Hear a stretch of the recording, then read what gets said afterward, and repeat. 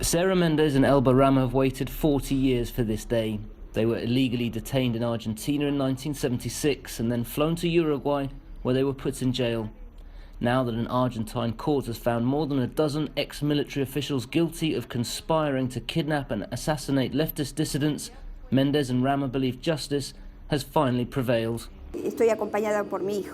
I'm accompanied by my son today.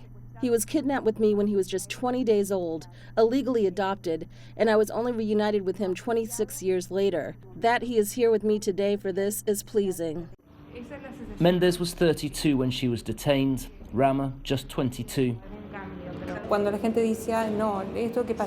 There are people who say we need to forget everything that happened, but for us, it is part of our lives, fighting for justice, traveling to give testimony and give evidence so that there is justice.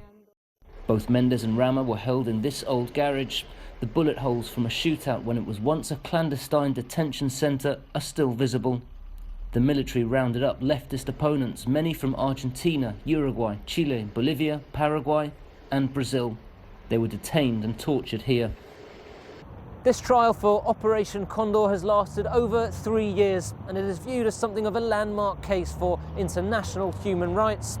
The investigation has looked at how 6 nations in South America collaborated to perpetrate crimes across national borders.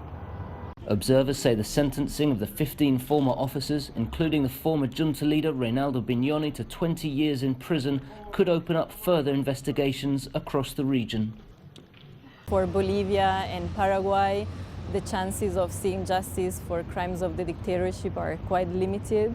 But then we have cases like Uruguay, where I think there's more room to maneuver, and that hopefully the verdict in the Condor trial, where we actually have a Uruguayan defendant, I think it's quite likely to have an impact on Uruguay. There were more than 1,000 victims of Operation Condor. In this trial, the cases of 105 were heard. The sentences handed out proved not only there was a criminal conspiracy among military dictatorships, but after 4 decades, justice would prevail. Joel Richards, CCTV, Buenos Aires.